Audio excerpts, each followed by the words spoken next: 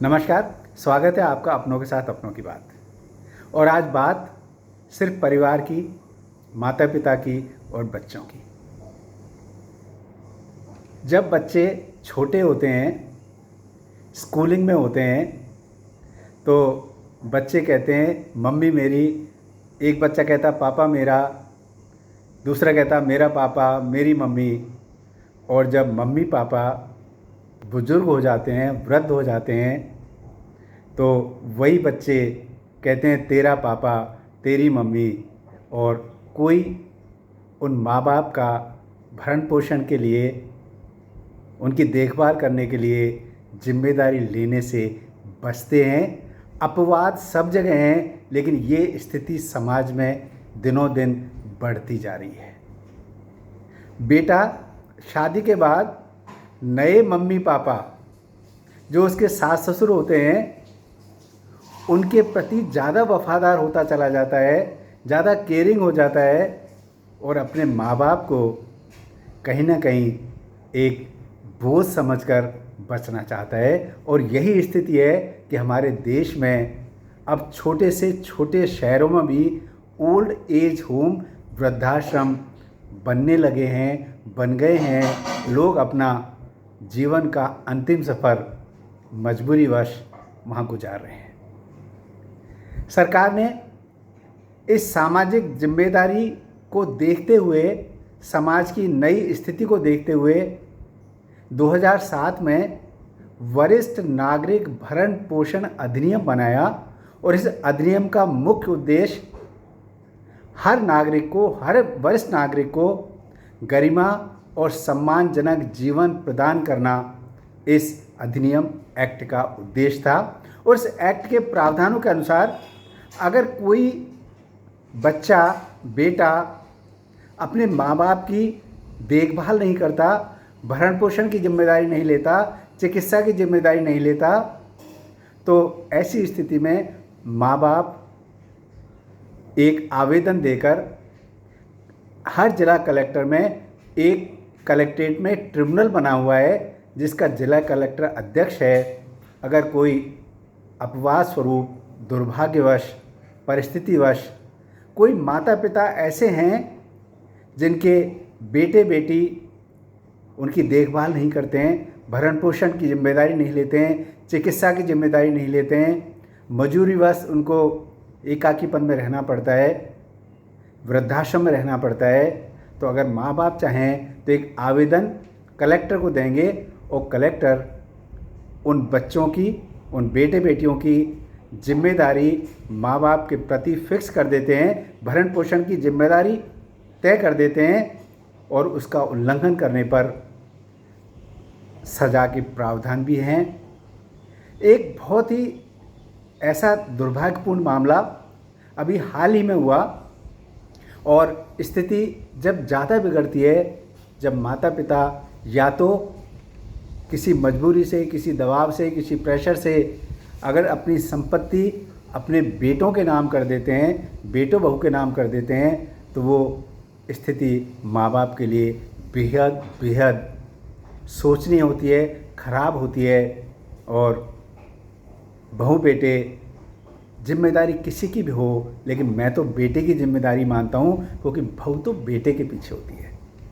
और ऐसी परिस्थिति पैदा हो जाए कि माँ बाप को अपना घर छोड़ के वृद्धाश्रम रहना पड़े, अलग रहना पड़े, तो ऐसे माँ बाप को, क्योंकि जब बेटों में, बहुओं में अगर आंखों की शर्म नहीं है, तो माँ बाप को भी इस लोक लाज से ऊपर उठकर कानून का सहारा अवश्य लेना चाहिए। एक सिंपल एप्लीकेशन अगर आप कलेक्टर के यहाँ देंगे तो कलेक्टर यहाँ से गठित ट्रिब्यूनल मामले को सुनेगा और बेटे बेटियाँ जो भी संपत्ति के अगर वारिस हैं, और संपत्ति ना भी हो तो भी बेटे बेटियों की जिम्मेदारी है कि माँ बाप की उस अंतिम सफ़र में वो उसकी जिम्मेदारी उठाएं, ये कानून कहता है। अब 2-3 अपन ऐसे प्रकरण जो हैं उनके सामने, समाज के सामने आए हैं, चाहे वो प्रिंट मीडिया के माध्यम से हो, इलेक्ट्रॉनिक मीडिया के माध्यम से हो, सोशल मीडिया के माध्यम से हो। उन प्रकरणों से हमें पता लगता है कि समाज की दिशा दशा कैसी हो गई है। हाल ही में एक मामला बहुत सोशल मीडिया पर चला। मुंबई के एक प्रतिष्ठित व्यापारी थे, कपड़ा व्यापारी थे, बहुत अच्छा व्यापार था, 3 लड़कियां थीं, 3 बेटियों को अच्छा उच्च शिक्षित कराया, बहुत धूमधाम से संपन्नता के शादियां की, और जब व्यापार में घाटा हुआ और ऐसी स्थिति हो गई कि कोई संबल देने वाला नहीं था, तो हरियाणा के सोनीपत में एक वृद्धाश्रम आकर दोनों पति पत्नी रहने लगे। उनकी कोई सार संभाल देखने वाला नहीं था, पूछने वाला नहीं था, और पिछले लगभग 15 दिन पहले ही दोनों जो माता पिता, वृद्ध माता पिता उस वृद्धाश्रम में रहते थे, पत्नी का पहले देहांत हो गया, और जब पिता का देहांत हुआ और वृद्धाश्रम के संचालकों ने जब उन बेटियों को सूचित किया, बताया, तो तीनों बेटियों ने आने में असमर्थता जाहिर की। एक बेटी नेपाल में थी, एक यूपी में थी, एक मुंबई में थी। मुंबई वाली बेटी ने सिर्फ कुछ पैसे वृद्धाश्रम भेजकर अपनी जिम्मेदारी पूरी कर ली और कहा, माता पिता का जब अंतिम संस्कार हो जाए इसका वीडियो ज़रूर मुझे भेज देना। और जब वीडियो कॉल पर वो पिता का अंतिम संस्कार होते देख रही, तो अब बेटी के जो शब्द थे उनको सुन के आश्चर्य में हो जाएंगे।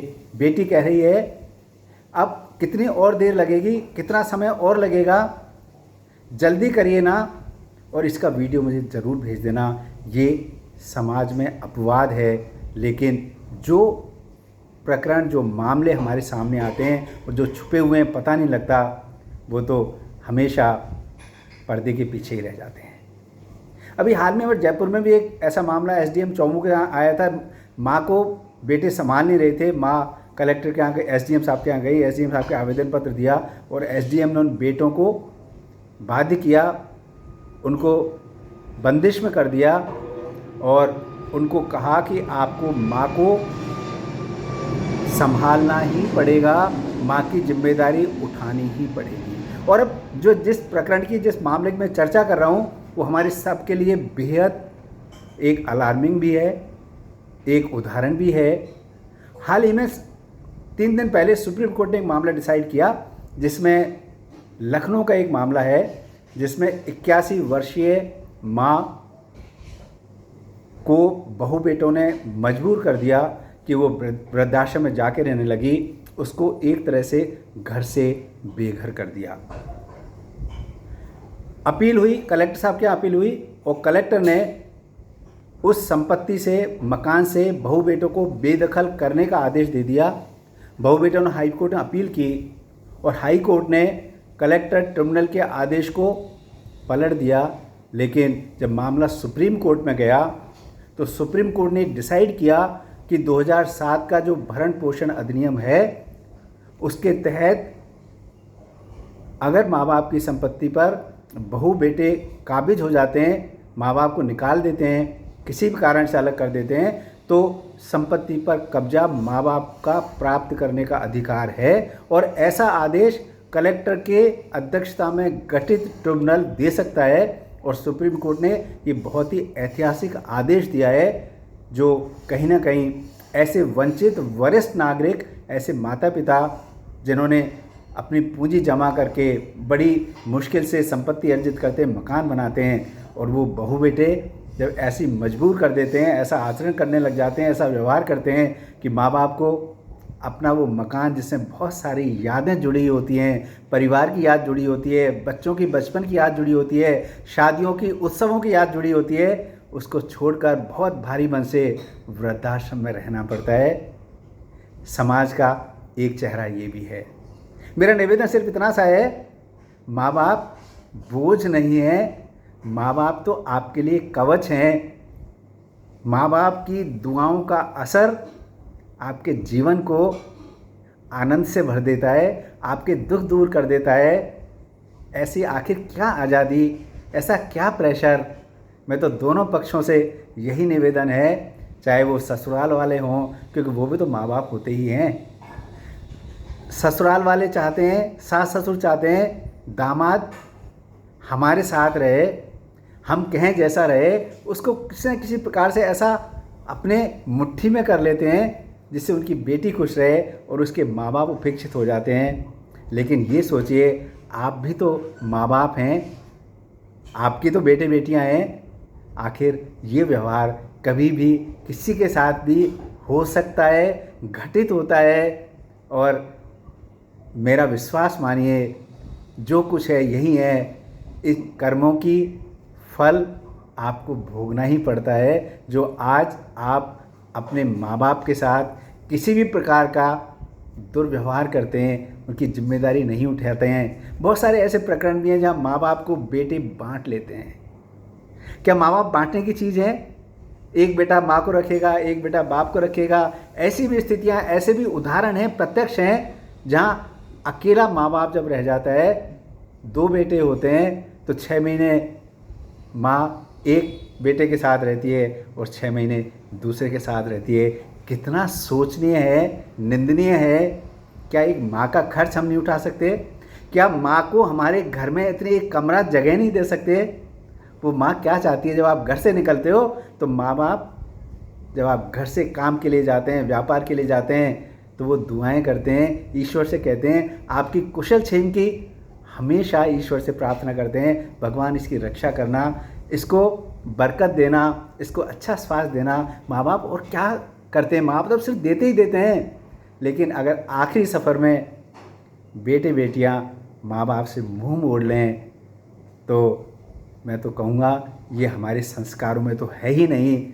लेकिन ऐसे बच्चों को भी सोचना चाहिए, विचारना चाहिए। आखिर क्या मजबूरियाँ हैं, क्या अपने पार्टनर का प्रेशर है, क्या समाज का प्रेशर है? समाज तो हमेशा यही कहता है माँ बाप के साथ रहिए, माँ बाप का आशीर्वाद के साथ रहिए, क्योंकि जीवन में अगर असली खुशी है तो माँ बाप के साथ रहने से ही है। नमस्कार, जय हिंद।